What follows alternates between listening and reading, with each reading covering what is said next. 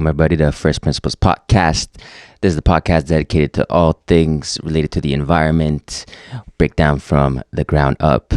On today's episode, we'll be focusing on an organization that goes by the name of Carbon Collective.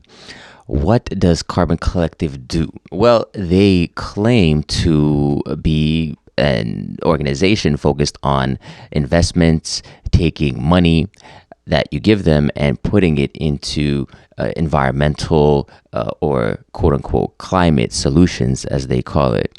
Now, what are these climate solutions that they are purporting, and how are they actually using that money? Today, this is what we'll go into. And the story between Carbon Collective and us essentially started with Carbon Collective reaching out to us, that one of their representatives and one of their founders essentially wanted to come to the podcast. They wanted to have a conversation. They wanted to talk about Carbon Collective and what it does.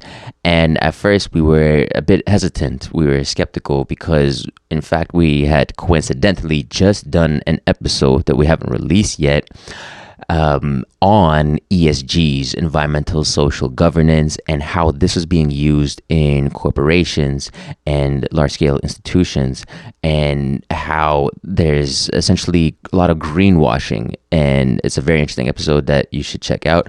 But it is to say that we're very skeptical from claims of using the environment, sustainability, green investing, and taking these slogans and slapping it onto whatever you're doing, and then trying to claim some sort of environmental credit or environmental score that you can then capitalize and cash out with. So very hesitant. Nonetheless, we had a conversation with this guy and seemed okay, but when we followed up on the actual the way in which the money is spent, the portfolio of assets that they actually put the money into, we realized that it kind of was along the lines of the status quo, along the lines of companies that really just use the environment, use green as labels for greenwashing. And it's unfortunate. However, it seems to be more and more common because, of course, there is money to be made from it. People are more conscious of the environment. It's, people are talking about climate change. There's this podcast that dedicated to environmental subjects. So, of course, there's money to be made. However, we want to talk about some of the faults or some of the errors with this Carbon Collective. And any thoughts on Carbon Collective before we jump in too much? Yeah, I got a couple of things I want to add there. You know, this whole podcasting thing is new to us as well, and we're glad when people reach out to us, but we also have limitations. We're not really set up as an interview podcast at this time, and for me personally, it just didn't feel right to have our first interview with this company. And not that we shy away from having interviews or want to ask hard questions, but I think we both agreed we would have a more fruitful conversation without necessarily bringing Carbon Collective on to the podcast. With that said, we're providing a critique here, and we're critiquing the theory behind Carbon Collective and its self-portrayal. I think that's key. That's what we're trying to do here. And the other thing is, we're basing this on our own research from information that we have discerned from their website, third-party sources, and our general engineering knowledge on this topic. So I think that that's important to say up front, and also that, why are we doing this?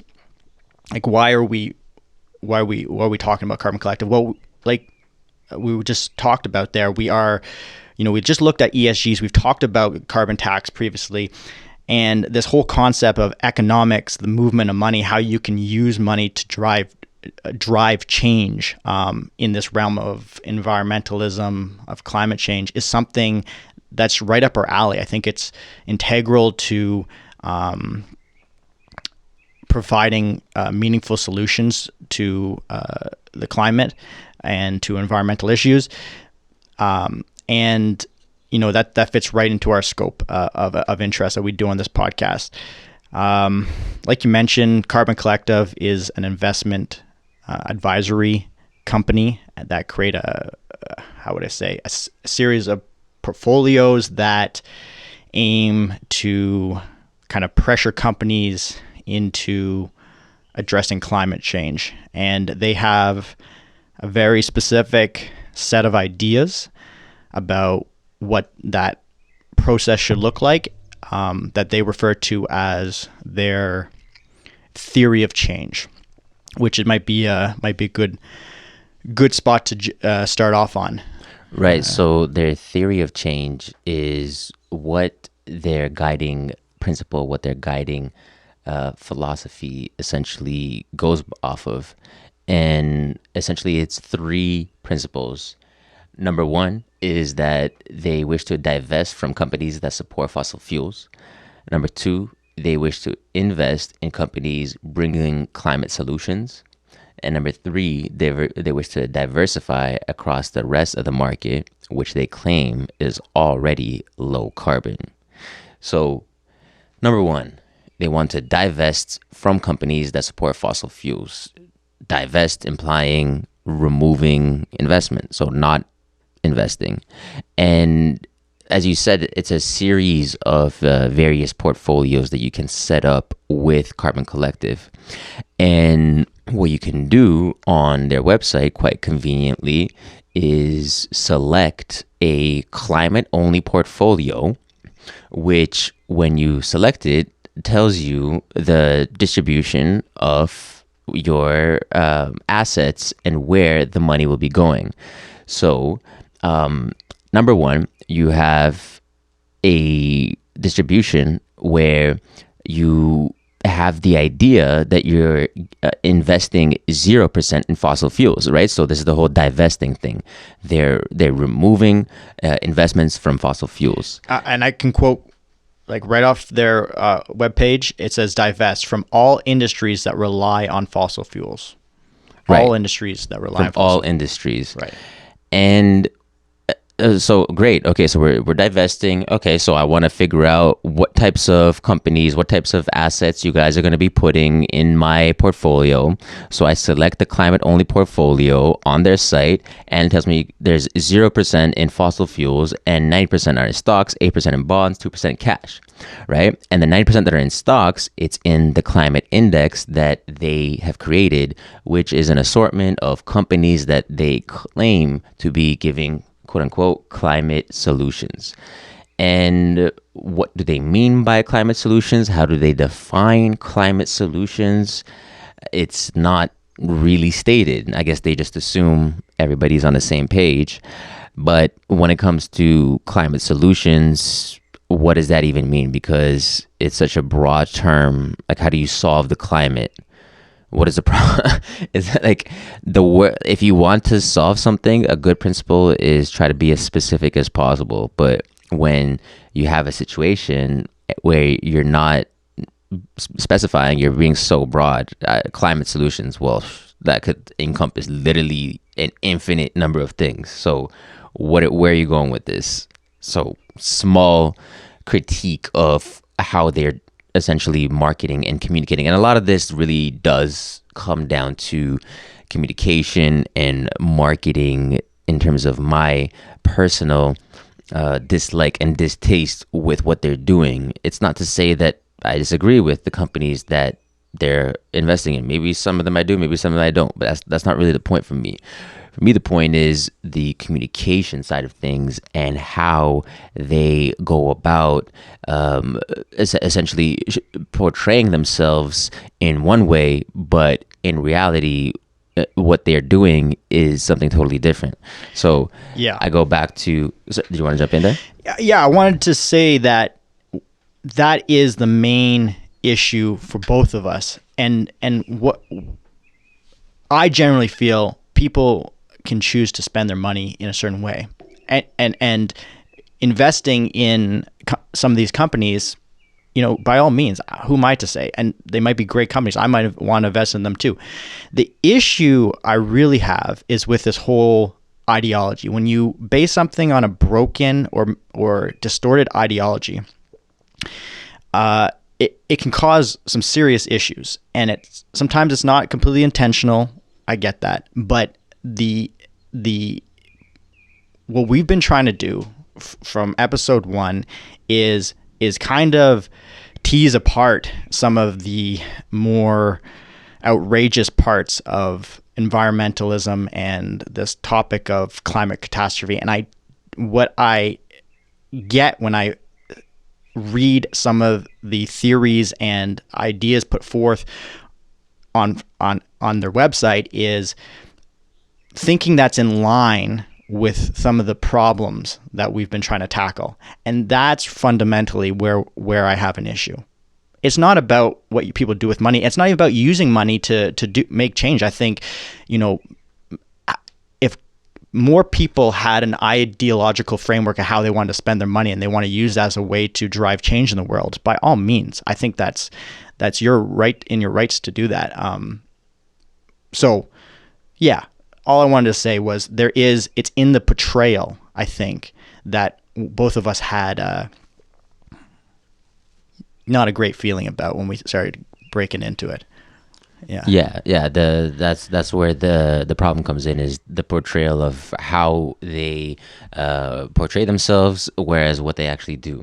So again, going back to their essentially little application on their site where you can make different portfolio options, so selections, and then based on that you have an idea of where your money is going. So for example, if you had a climate only option and you were really feeling really bold, so really risky, put 90% of your investment in stocks, which are typically considered more risky, and it states 0% are in fossil fuels. So when you look at the carbon collective stock index, or their climate index as they call it, this is where they're investing in the companies that they claim are giving them climate solutions.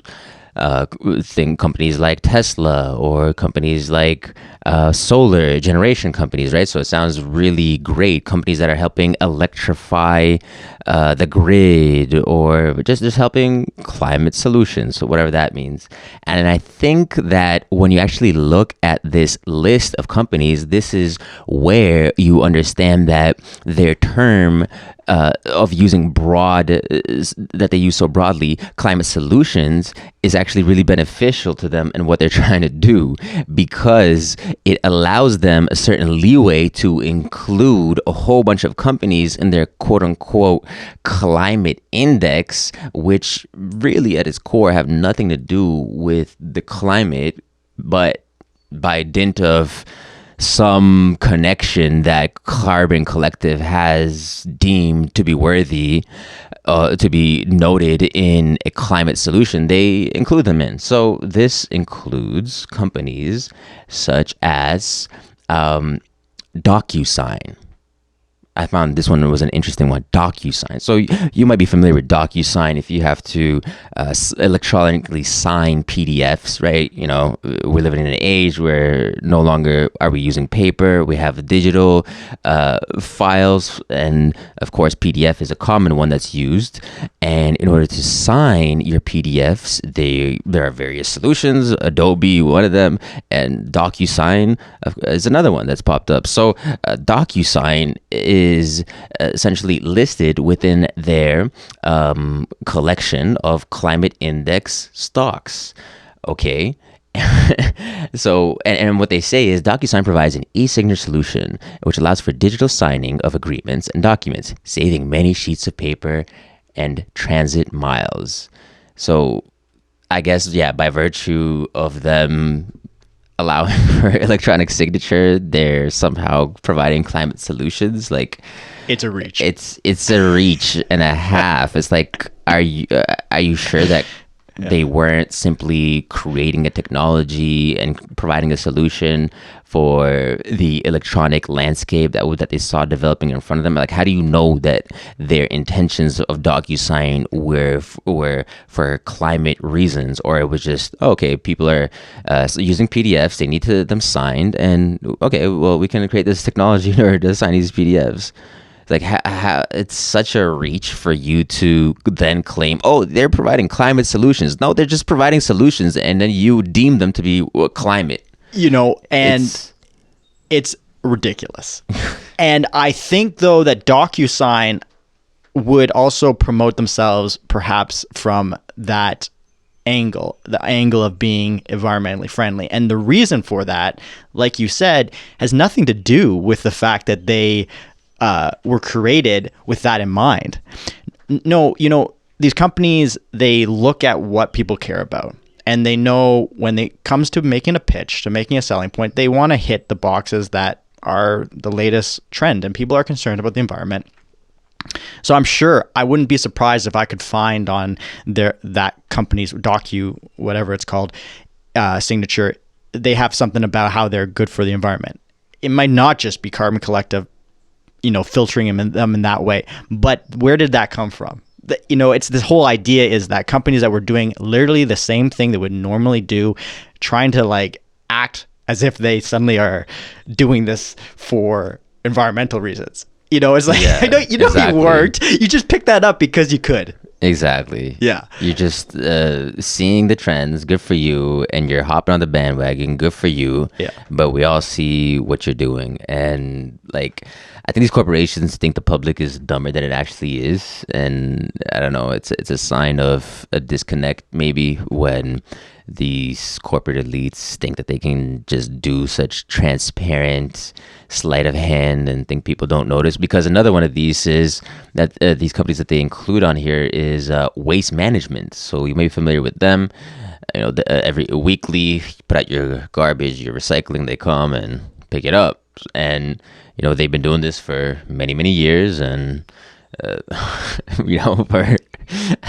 remember ever since I first came to Canada, or probably before that, there was waste management coming around and picking up your garbage, picking up your recycling, and now they are offering climate solutions, quote unquote. Well, are they doing anything really different? Than what they were doing? Are they not just going around and picking up people's trash like how they were for the past 20, 30, 40 years, however long that they've existed? What's different now versus what they were doing before? Or are you just, again, trying to find companies that you can bestow this knightly, holy, virtuous characteristic of being a climate solution and including your fund? Is that it's just, yeah. Yeah, I know. I want to play devil's advocate because I believe some of the waste management companies were advocating that they were putting in methane collection on their landfills. Because I always think, what are they trying to relate this back to? They're trying to relate this back to climate and climate change and reducing that through reducing the emission of greenhouse gases. And waste management, like you point out, it's been happening for a long time in developed countries. It's pretty good, but we basically are creating giant tombs, landfills of garbage. Really doesn't have a whole lot to do with climate change unless you look at methane emissions. And I do think there was, here's something I want to say about that is when you look at the range, the diversity of companies, they really went all over the place. Like we've mentioned already, DocuSign or whatever it was called. Yeah. But they really did look at a lot of different angles. There's a lot of companies in there that I go, these are pretty obscure ones, but they have some component, whether it's batteries, whether it's the hydrogen side of things. A lot of topics that we actually touched on this podcast are ideas that are interesting in this realm. There's definitely companies in these portfolios that are doing something in those realms. So, but there's a whole mixed bag too that goes on to that. So you got to ask yourself, some of these companies are just picking up this term, this, tagging themselves as environmental, and they've really not changed. Some of them are, but Yeah. it depends. Yeah, and that is a good point. That not I do believe some of the companies that they have listed do offer some value in terms of, I don't even know. I hesitate to use the term climate solutions, but just in terms of just offering something that goes in the direction of clean energy production, renewable energy production, Yeah. Things of that nature. But again, it just goes down to the issue of the miscommunication of putting all these different basket of goods together, trying to wrap it up in this nice little bow packaging of being climate solutions. But meanwhile, again, it's like waste management. Okay, yeah, they're doing methane. They're burning off methane, and okay, like that's great. But I mean, maybe part of that was just like they didn't want their facilities to smell like shit, because methane doesn't smell too pleasant. So they're like, what if we just burn off this methane? Then it's just gonna be CO2. Doesn't smell as bad. Okay, and it's green. Cool. Let's do it. Like, is that a solution? Is that, or is that just like a practical thing to do? Like, again, I go back to my beef with the definition of a climate solution, and maybe again I'm being picky with the words, but hey, words matter. If you're gonna try to pitch it as a climate solution, it's just we got to break it down. This is the First Principles podcast. That's what we do. But so this kind of ties into their second point of investing in companies bringing climate solutions, right? As we mentioned, they had a 3-point plan, 3-point theory that they promote very actively in terms of how they will achieve their goals. So the examples that we gave go to their second point, investing in companies bringing climate solutions. I want to go back to the first point of divesting from companies that support fossil fuels, because this is an important thing to bring up. Hold on. I think go ahead. The wording is, which is even more problematic. I hate to use that word, but I'm going to say it. The wording they use is all industries that rely on fossil fuels. Rely. So it's like ancillary companies and industries that aren't even directly associated with it. Well, that's where I think we're going to get to, is that rely and use, to me, are two different words, and their meaning changes totally what that would the implication of that. Because when you say if you say you're using fossil fuels, it's, to me, it's like, okay, there's some direct use of fossil fuels in different forms. Rely on it expands that out to, you might just need electricity, and you're getting it from a place that uses fossil fuels to burn to generate the electricity. That's in itself a word that already it makes it very hard for them to meet that in a pure form. But I want to put that out there, because it is in this wording that really there is, I don't know about you, but my feeling when I read the first point, divest, fossil fuel companies will only change when the market forces them to. There is a hatred, I feel, towards the fossil fuel companies. And you go, oh, hate, that's a strong word. They literally say it in their second paragraph, that they have this kind of apathetic, they think that fossil fuel companies are just apathetic to the climate movement, because they know that they already hate us, so they don't care of just listening to us and then defying us, because we've already created this relationship. Last time I checked, hate was not a great way to make progress. And when you start talking about it as being like, we set up this relationship between the fossil fuel companies and what we're trying to do here with that, it's, to me, it's like you're already missing a great opportunity to drive home some sort of bond that can move things in the right direction. But you've already given up on that. But that's at the pillar of their whole thing, is that you do not sit at the tables of these companies. That was the old way of thinking. They say that. They say people, there's this whole theory, you sit at the table of a company by investing in them, and then because you're putting some money in the company, you can say, hey, George, I think we should go green or whatever, and they'll listen to you. But they're saying, we've tried that. Doesn't work. Now we needed to divest from them. They hate us. Mm-hmm. So it's a very adversarial approach. I feel that. Right. Yeah. And okay, that's fine. You can be adversarial.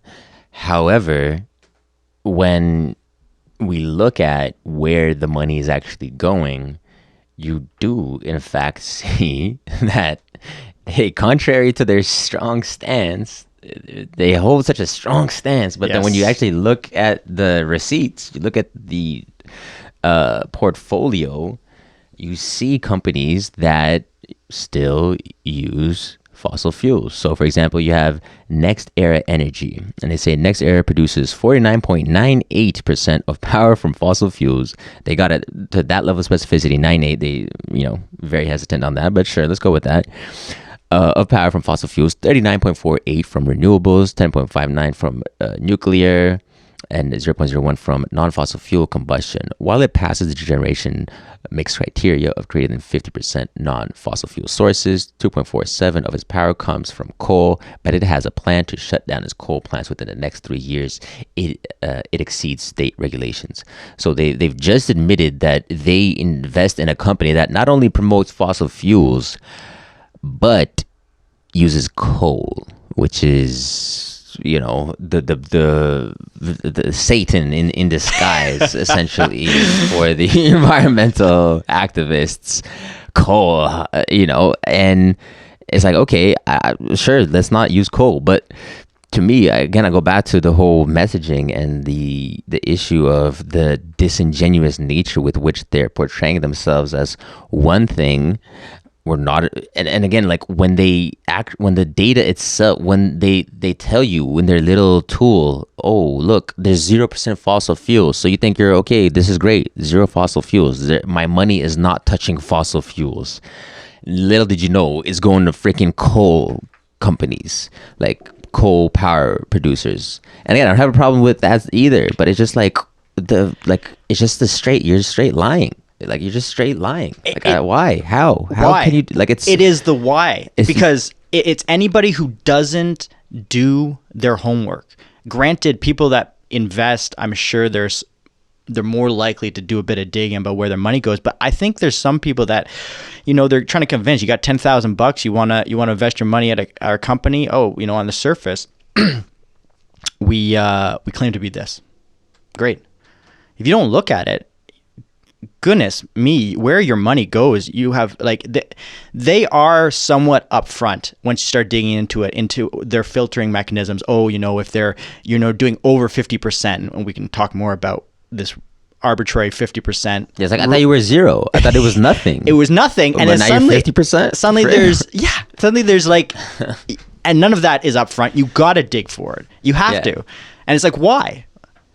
And you don't even have to dig that hard. Greenwashing. It's like 10 minutes of looking, and you can see their portfolio says what it is. Yeah. So it's like literally just take 10, 15 minutes. You look at their website, you go to their portfolio section, then you see, okay, the breakdown. And it just doesn't make sense to me, like how they can think that this is an ethical way of doing business. And especially when we talked to one of the co-founder, I think Evan was his name or whatever, and just the conviction with which he spoke and how they were really going to make an effort to divest and move away from fossil fuels and all this stuff. And it's just, really it just almost came off like a snake oil salesman, for lack of a better term. And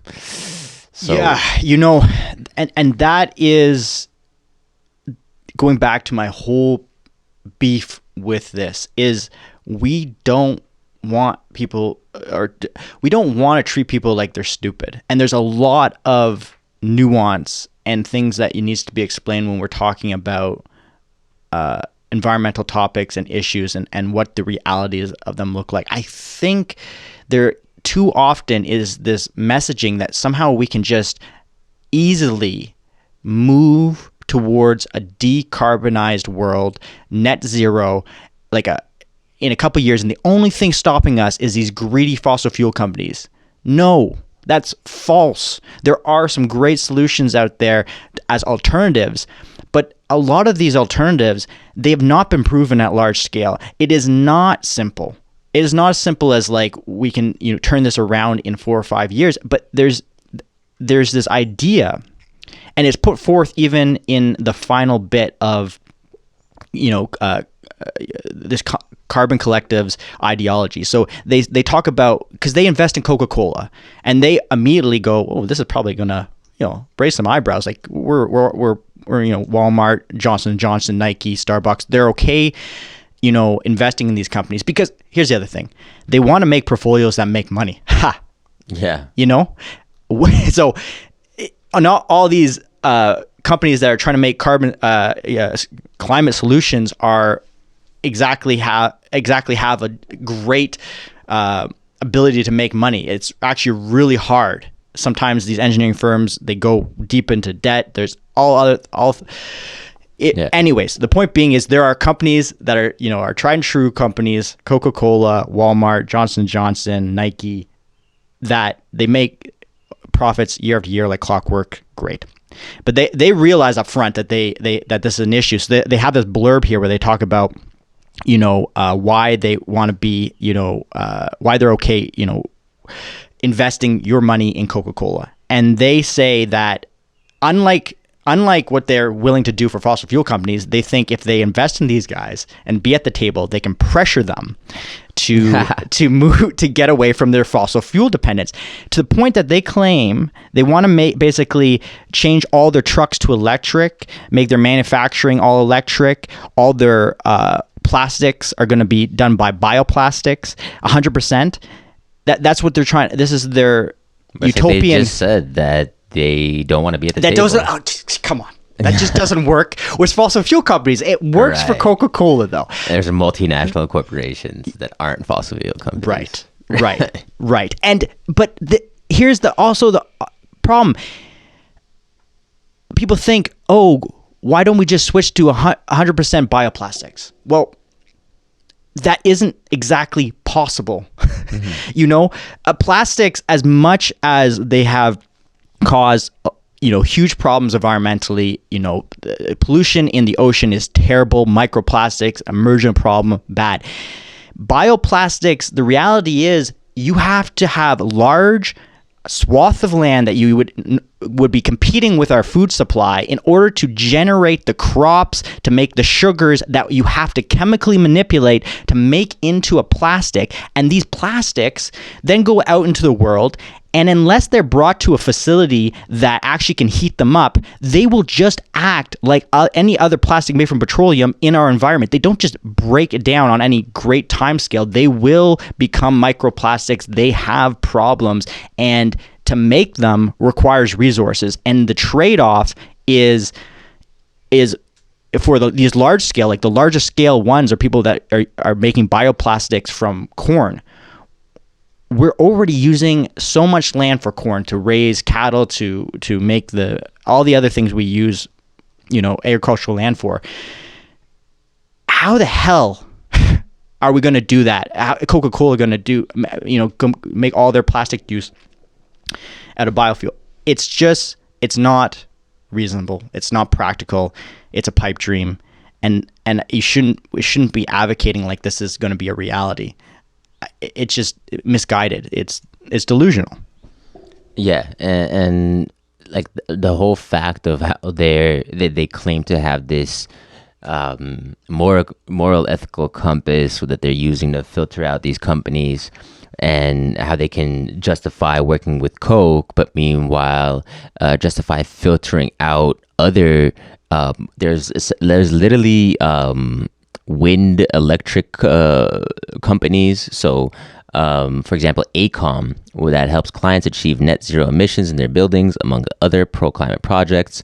But they say that they also work with many oil and gas companies. It is unclear what makes up a majority of its revenue, right? So they filtered out ACOM, which is, I guess, an engineering consultation firm. Right. There's also other electric utilities that they did not work with, which were essentially solar farms. But I suppose they had a mix of other things, and by virtue of being mixed, they did not pass their filtration mechanism. So, you have these companies, their power generation utilities, maybe they had some wind power generation, they had some solar power generation. However, a certain portion of because these are giant companies, right? So they might have assets in many different areas. Some assets are nuclear, maybe some assets are coal, some assets are solar, right? These are huge companies, and they're not stupid. They're investing in many different things. So essentially they filter out companies of this nature. However, they're okay with working with Coca-Cola. They're okay with working with these other companies that do have what they say greater than 50% renewable power generation. And again, it's just so disingenuous how they claim these rigid moral frameworks, but in reality, when you look at when the rubber hits the road, as they say, they don't seem to follow the principles, the strict, rigid principles that they claim to do. And one of the and there's a word for that. Hypocrisy. Exactly. Yeah. But I'm pretty sure people are sick of us saying this on this podcast, but it just seems like we encounter it everywhere.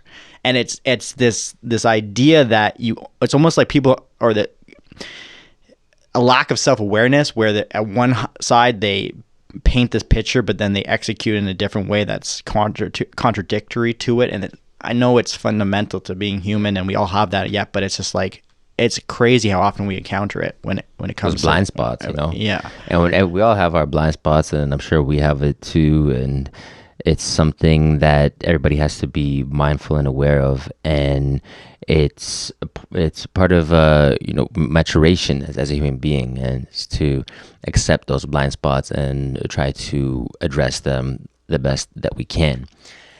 And I want to focus on their third point, which you kind of briefly mentioned, but it's to diversify across the rest of the market, because it's already low carbon, they claim. So, as we mentioned, they have various options, various series in which you are able to invest. So one of the options, if you don't want to go the climate only way, you can go, like, for example, core, and they'll decrease the climate stocks and they'll increase more of those stocks in, say, for example, telecommunications, or maybe a BlackRock green investment bond ETF, whatever the hell that means. Don't even get me started. So it's a bit more low risk, right? You're dealing with ETFs, more indexes, and more of a basket of goods, so to speak. So, like, okay, if you're not feeling super, high risk, maybe you're feeling something a bit more on the moderate side, you can go this route, because they claim, hey, it's mostly green anyway. So they have companies such as in telecommunications, they have the Fidelity MSCI Telecommunications Sector ETF. And they say that Fidelity put together this collection of stocks to track an index of telecommunications companies traded on the New York Stock Exchange. And when you actually look at the Fidelity holdings for this ETF, you find various companies such as Meta Platforms Inc., so Facebook, Alphabet Inc., so Google. You have Walt Disney, you have Verizon, Comcast, AT&T, Netflix, and it's just okay. That's great, but like, how are these companies exactly providing climate solutions, or how even if they're not part of your, let's say, green core climate index, how is it that they are green? Because you say, well, we can invest across the sector because it's low carbon anyways. So you're claiming Google is low carbon somehow. You're claiming Facebook is low carbon. Like what are these companies? Walt Disney, like what are these companies done in order to achieve this, again, this label, or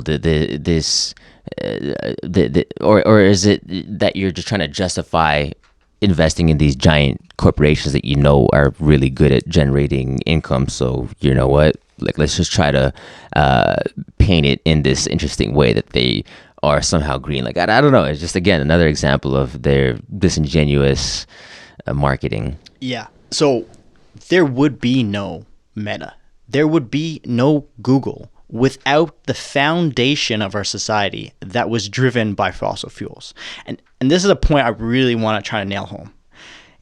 Going back to the whole AECOM didn't make their list because either AECOM didn't want to provide who their clients was, or they, Carbon Collective saw their clients and didn't like that they were supporting fossil fuels. So they said, no, you're not part of our group.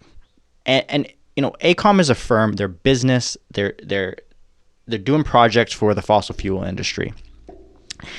And quite frankly, who they do their business with I don't think is anybody's business. But the whole thing about trying to convince someone to back away from these fossil fuel companies is this idea that, again, fossil fuel companies are the root of all our problems, and when it comes to our current situation in the environment.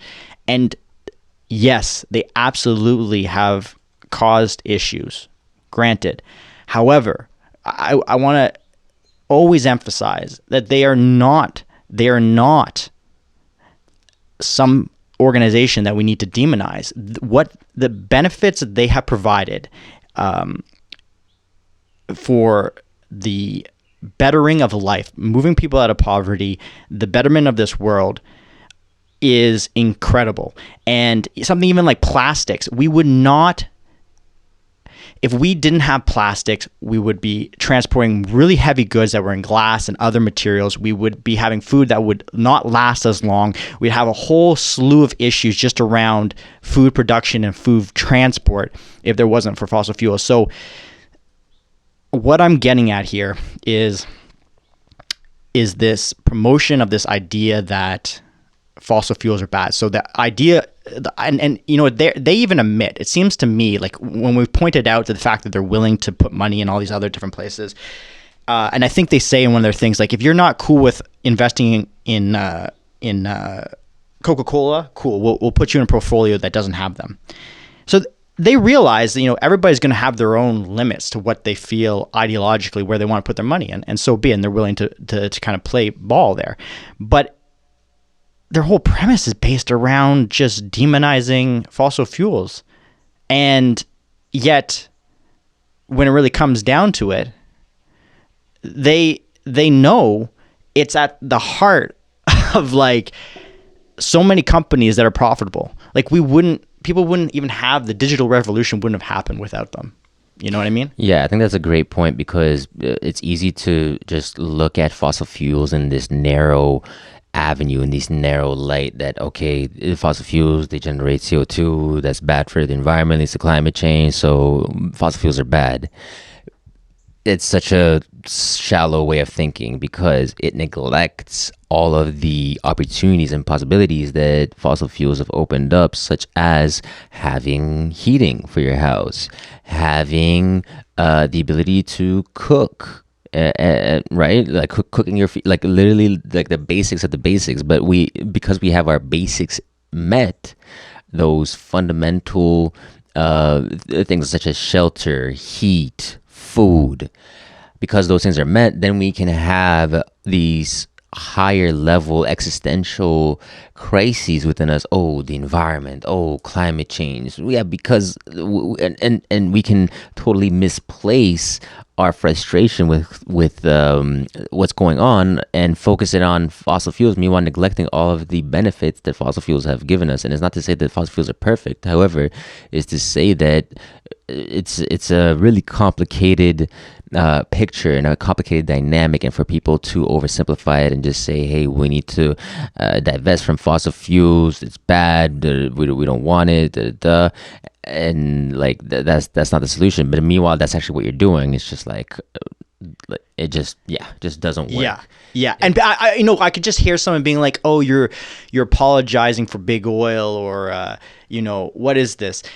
Listen, we promote these alternatives. I think, again, we've said it already, but I'll say it again.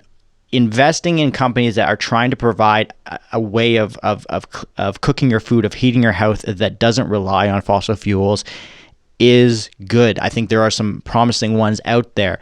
But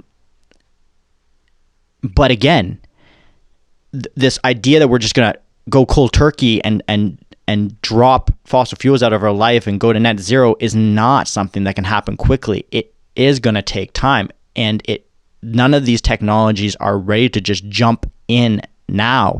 It always has to be a diverse selection of them, and based on where you are and what resources are near to you, and yada yada. There's so much complexity to it. So it's not that we're apologists for the fossil fuel companies. We realize what they are, and we're trying to balance out this distorted view that currently propagates through websites like these. Yeah, exactly. It's being a realist. It's not to say that it's just being pragmatic, not being theoretical, not being overly idealistic. I think it just comes with having a real eye on the things available, and coming from the backgrounds that we do, just having a more clearer vision of what is feasible, what is out there, and not because we don't come from some journalistic arts background. It's more based off of the science and engineering side, and we see some of the drawbacks of this. And honestly, I think we've covered a lot of the talking points that I had. One other thing that I did kind of want to mention is that, they have this green bond ETF from BlackRock, Global Green Bond ETF. And again, it's just like BlackRock, we're pretty familiar with them. They have a pretty big a big portfolio of companies that they invest in. And I guess they developed this BlackRock Global ETF, and they and Carbon Collective allocates a portion of their investments into this. Now, BlackRock invests in, I'm sure, many different things. Not all of them are in green, quote unquote, solutions. Kosher. So, yeah. So it's just like, again, like how can you just state that you're going with companies that are doing climate solutions, investing in BlackRock, but meanwhile, majority of BlackRock's investments and majority of this portfolio are not in climate solutions. Like, let's just be real. So how do you know that even though the BlackRock is investing in these climate solutions, how do you know that the money that they're getting back from it, they're not just funneling into their other projects? And that's, and it's like if you're going to exclude AECOM, I don't know what their net revenue is, but it doesn't compare to what the money BlackRock handles. You're going to exclude them on their potential association with fossil fuel companies. How the hell? In terms of just sheer magnitude of money moving, Exactly. That's a great connection you just made there, because it just, again, points to how they arbitrarily have these filters to demonstrate some sort of moral guidelines and moral compass that they use. Oh, we didn't work with these companies because they didn't meet our standards. Bro, you've invested with BlackRock. Like, you don't have to search far and wide to understand like the things that BlackRock does and the investments that they are in, which is pretty much like everywhere you can imagine. Like, it's one of the biggest portfolio holding companies in the world. So yeah. So I guess in summary, I'm not sure if you have any points before we kind of wrap this up and maybe summarize some of these key takeaways. No, let's wrap this up. Okay, so for me, the key takeaways for Carbon Collective are the following. Number one, they're using the tag of climate solutions for companies that are just kind of doing the same thing that they've always been doing, or just really basic things that they're reaching out and trying to make it seem as though it's climate solutions when it really isn't. Not to mention that they haven't defined climate solutions, so you don't really know what they mean by that. So, and this thing includes, companies like DocuSign as a climate solution, companies like Waste Management, which we're doing the same thing as always, or even some of them were like which didn't really talk about, like pump and like HVAC companies. And it's like these guys have been doing the same thing for the past 100 years, like just essentially HVAC and pumping. Like they're not they're not providing climate solutions. Stop. So it's dishonest about their front-facing strategy. That's number two takeaway. They present this rigid ideology and this strategy, but when you look at the actual implementation, right, where the rubber meets the road, they're pretty loose with the companies that they invest in, and it's okay. Invest in who you want to invest in, but just don't lie about it. Don't be misleading people as though you're doing 0% investment in fossil fuels, but meanwhile you're actually investing a lot in fossil fuels. And I think, yeah, and this really ties into excluding stocks that such as like wind farms, right? Like they literally excluded wind farms. Yet companies that they chose to invest in were Amazon, were Google, were Meta, and they met the standards, but meanwhile those other ones didn't. So it's, yeah, Carbon Collective left a bad taste in my mouth. Our collective mouths. Our collective mouths. And it's disappointing. And they do have some good solutions, or they do have some good investments. In not all their investments, I think, are bad. But for me, again, it's the communications, it's the marketing, it's where 0% of fossil fuels. Meanwhile, you are investing in fossil fuels. It's the rigid ideology. Meanwhile, you're pretty loose with your actual money. So I don't like that. I think it's important to just call out lies when they happen. And because at the end of the day, this is First Principles Podcast, we break down from the ground up. And what that means is we're trying to find the truth. We're doing this to find the truth. I know you said you don't like that word, but I believe that's one of the missions that we're on. That's one of my missions, is seek the truth. And these guys I see as liars. They are not honest with how they are spending their money. And they contradict themselves left, right, and center. So yeah, I don't respect that. Yeah.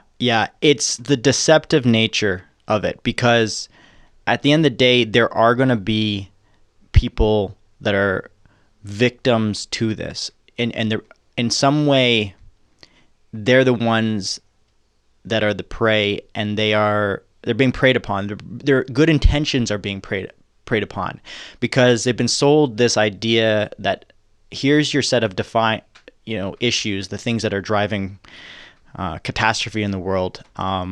You, as a good person, want to invest your money in companies that don't contribute to that. And if you only have a shallow view of things, you might fall for that. And that's, I think, unfortunate. That's what I really have a problem with. I think we don't usually talk about greenwashing of services. You think of it more for like products that somebody's claiming it's sustainable it's not even that. I think greenwashing is kind of just embellishing even how much benefit your product has towards the environment, and that embellishment is definitely embellishment is definitely occurring with Climate Collective, and I think that is what irks me, and the people that they obviously are taking for a ride if those people don't do the research on it. And I don't expect everybody to be like us. Of course not. You know, some people have other passions that are outside of engineering, especially in the narrow view of environmental.